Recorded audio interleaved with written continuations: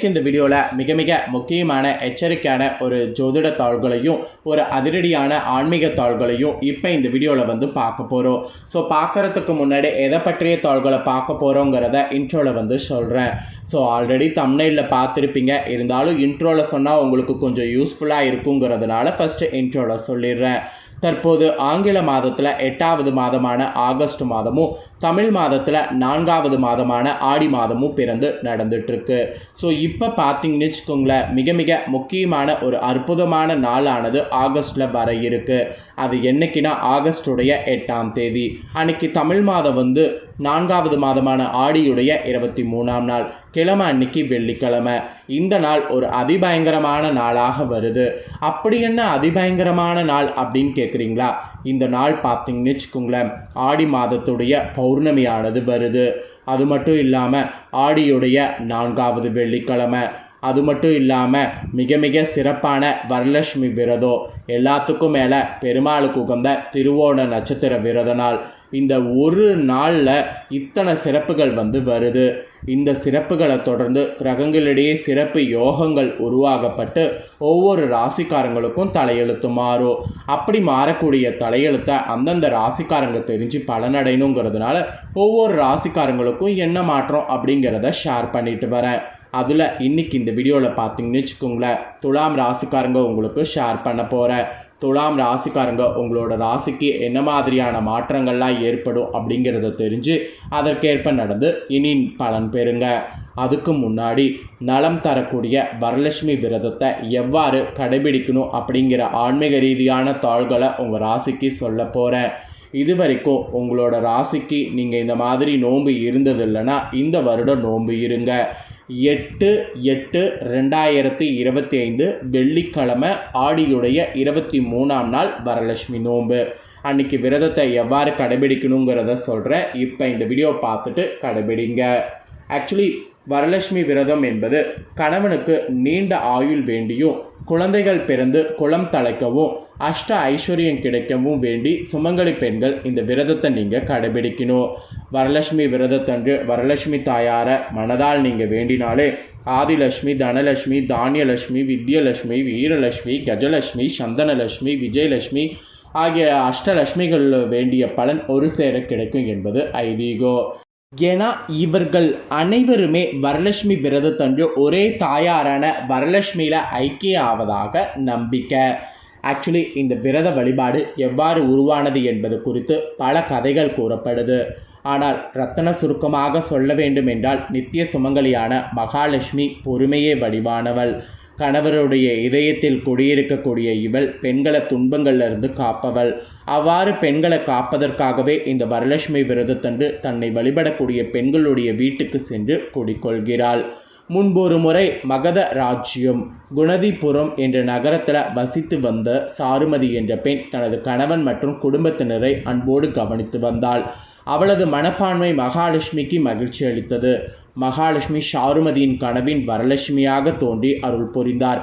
என்னை துதித்து வரலட்சுமி விரதம் மேற்கொள்பவர்களுடைய இல்லத்தில் நான் வசிப்பேன் என்று அருளிய மகாலட்சுமி சாருமதிக்கு வரலட்சுமி நோன்பு இருப்பதன் வழிமுறையை கூறி அதை மற்றவர்களுக்கு எடுத்துரைக்கும்படி கேட்டுக்கொண்டார்.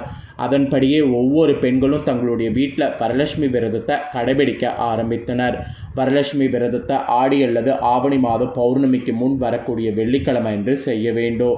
இந்நாளில் பூஜை அறையை சுத்தம் செய்து வரலட்சுமியின் புகைப்படத்தை வைத்து அதன் முன்னர் ஒரு வாழை இலை போட்டு அதில் பச்சரிசியை பரப்ப வேண்டும்.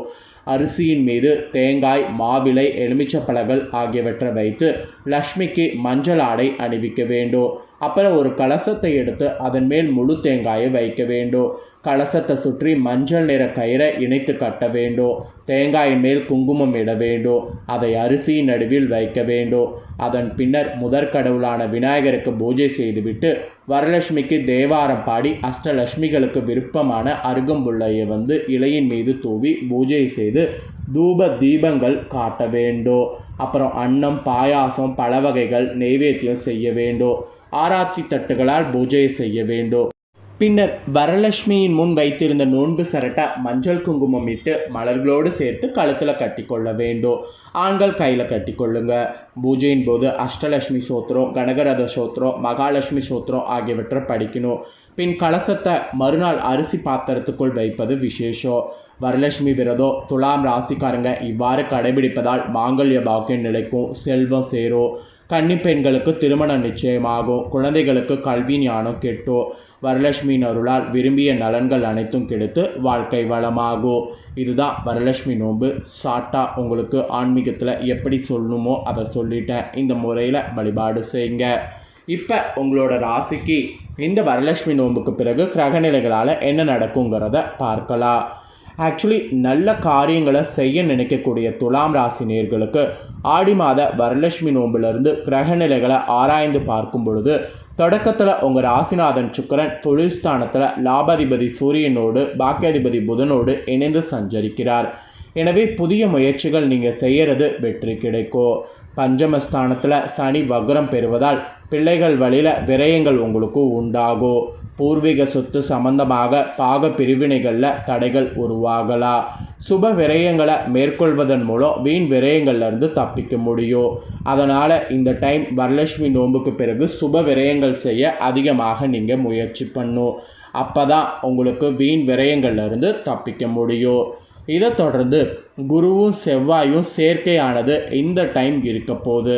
இந்த டைம் இந்த சேர்க்கை இருக்கிறதுனால உங்களோட ராசிக்கு என்ன நடக்குங்கிறத சொல்கிறேன், தெரிஞ்சுக்குங்க. குருவும் செவ்வாயும் இணைந்து உங்கள் ராசிக்கு 8வது இடத்துல சஞ்சாரம் செய்ய போகிறாங்க. இந்த வரலட்சுமிக்கு பிறகு, அதாவது இந்த வரலட்சுமி நோன்புக்கு பிறகு இது அவ்வளவாக நல்லதல்ல. அஷ்டமஸ்தானம் வலுவடைகிறதுனால ஆரோக்கிய தொல்லை அதிகரிக்கும். வைத்திய செலவு கூடும். முன்னேற்றத்தில் முட்டுக்கட்டைகள் உருவாகும். முக்கிய புள்ளிகளை பகைத்து கொள்வதன் மூலம் வாழ்க்கையில் சறுக்குகளை சந்திக்க நேரிடும். அதனால் அந்த மாதிரியெல்லாம் எதுவுமே இது பண்ணாதீங்க. அதாவது முக்கிய புள்ளிகளை பகைத்து கொள்ளாதீங்க. அதே நேரத்தில் 6க்கு அதிபதியான குரு 8ல் வரும்பொழுது விபரீத ராஜயோகம் என்ற அடிப்படையில் ஒரு சில நன்மைகள் இந்த டைம் கிடைக்கும். உத்தியோகத்தில் உயர் அதிகாரிகளுடைய ஆதரவால் நல்ல பொறுப்புகள் கிடைக்கும். எல்லாத்துக்கும் மேலே வழக்குகள்லாம் இருந்ததுன்னா அது உங்களுக்கு சாதகமாகும். ஸோ இந்த மாதிரி ஒரு சைடு பாசிட்டிவாகவும் ஒரு சைடு கவனமாகவும் இருக்கணும் என்பது குறிப்பிடப்பட்டிருக்கு. இதை தொடர்ந்து இந்த வரலட்சுமி நோன்புக்கு பிறகு புதனுடைய வக்ரம் அதிகமாக இருக்க போகுது. இதனால் உங்களோட ராசிக்கு என்ன நடக்குங்கிறத சொல்கிறேன், தெரிஞ்சுக்குங்க. கடக ராசியில் சஞ்சரிக்கக்கூடிய புதன் ஆடியில் வரலட்சுமி நோன்புக்கு பிறகு வக்ரம் பெறுறாரு. அங்கேயே வக்ர நிலையிலேயே இருக்கிறாரு. உங்கள் ராசிக்கு 9, 12 ஆகிய இடங்களுக்கு அதிபதியானவர் புதன். பாகிஸ்தானத்துக்கு அதிபதியான அவர் வக்ரம் பெறுவது நல்லதல்ல. எதையும் துணிந்து செய்ய இயலாது. திட்டமிட்ட காரியங்கள் திசை மாறி செல்ல நிறைய வாய்ப்பு இருக்குது. தந்தை வழி உறவில் விரிசல்கள் ஏற்படும். வாகன பழுதுகளால் மனம் பார்த்தீங்கன்னு வச்சுக்கோங்களேன் வாட்டம் ஏற்படும். ஸோ ரொம்பவே கேர்ஃபுல்லாக இனி இருக்கணும் என்பது உங்கள் ராசிக்கு குறிப்பிடப்பட்டிருக்கு. நான் சொன்னது கண்டிப்பாக நடக்க அதிக வாய்ப்பு இருக்குது. ஏன்னா கிரகங்கள் அந்த மாதிரி இருக்குது. அதனால் இந்த வரலட்சுமி நோன்புக்கு பிறகு பொதுவாகவே நீங்கள் ஜாக்கிரதையாக இருக்கிறது நல்லது. பொதுவாக உங்களுக்கு எதிர்கால பற்றிய பயம் இருக்கணும். வியாபார தொழில் செய்பவர்களுக்கு நிதி நிறுவனங்களில் ஆதரவு எப்படி கிடைக்கும் அப்படிங்கிறத பார்க்கணும். உத்தியோகத்தில் இருக்கிறவங்களுக்கு உயர் அதிகாரிகளுடைய ஒத்துழைப்பு திருப்தி தர்ற மாதிரி இருக்கிறதுக்கு நீங்கள் முயற்சி பண்ணணும். கலைஞர்கள் உங்களுக்கு வருமான உயர வரக்கூடிய வாய்ப்பை பயன்படுத்தணும். மாணவ மாணவிகள் கல்வியில் ரொம்ப கவனமாக இருக்கணும். பெண்கள் குடும்ப முன்னேற்றத்திற்காக வரலட்சுமி நோன்பு கண்டிப்பாக இருக்கணும். வருமானம் போதுமானதாக இருக்க அந்த நோன்பு தான் உங்களுக்கு ஒரு வழியை காட்டும். ஸோ இதுதாங்க உங்களுக்கு சொல்லப்பட்ட பலன். ஸோ இந்த பலனை நீங்கள் தெரிஞ்சு பலனடையணுங்கிறதுனால தான் தெளிவாக உங்களுக்கு என்ன நடக்குங்கிறத கிரகங்கள் மூலியமாகவே ஷேர் பண்ணதை தெளிவாக இந்த வீடியோவில் உங்களோட ராசிக்கு நீங்கள் தெரிஞ்சிருப்பீங்க. தெரிஞ்சதுக்கேற்ப நடந்து பலன் பெறுங்க. நீங்கள் இதை பார்த்து பயனடைகிறது போல் உங்கள் ஃப்ரெண்ட்ஸ் ஃபேமிலியில் இருக்கிறவங்களும் பார்த்து பயனடையணும் அப்படின்னு நினச்சிங்கன்னா வீடியோவை லைக் பண்ணி உங்கள் ஃப்ரெண்ட்ஸ் ஃபேமிலிக்கு ஷேர் பண்ணுங்கள். ஏன்னா உங்கள் ஃப்ரெண்ட்ஸ் ஃபேமிலியில் இருக்கிறவங்களும் உங்களை போல் துலாம் ராசிக்காரங்களாக இருந்தாங்கன்னா அவங்களும் வரலட்சுமி நோன்பு வரதை பற்றியும் வரலட்சுமி நோன்பு இருக்கிறதுனால பலன் கிடைக்கிறத பற்றியும் இந்த வீடியோவில் தெரிஞ்சுக்கிட்டோம். அது மட்டும் இல்லாமல் வரலட்சுமி நோம்புக்கு பிறகு கிரகநிலைகளால் என்ன நடக்குங்கிறத இந்த வீடியோவில் அவங்களும் தெரிஞ்சுக்கிட்டாங்கன்னா இதற்கேற்ப நடந்து பலன் பெறுவாங்க. ஸோ கண்டிப்பாக வீடியோ லைக் பண்ணி உங்கள் ஃப்ரெண்ட்ஸ் ஃபேமிலிக்கு ஷேர் பண்ணுங்கள். உங்கள் ஃப்ரெண்ட்ஸ் ஃபேமிலியில் இருக்கக்கூடிய துலாம் ராசிக்காரங்களும் இதை பார்த்து பயன்பெறட்டும்.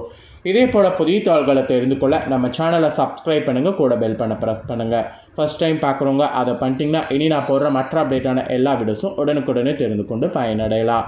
ஸோ மறக்காமல் பண்ணுங்கள். சுவாரஸ்யமாக வேறொரு வீடியோவில் உங்களை சந்திக்கிறேன். நன்றி.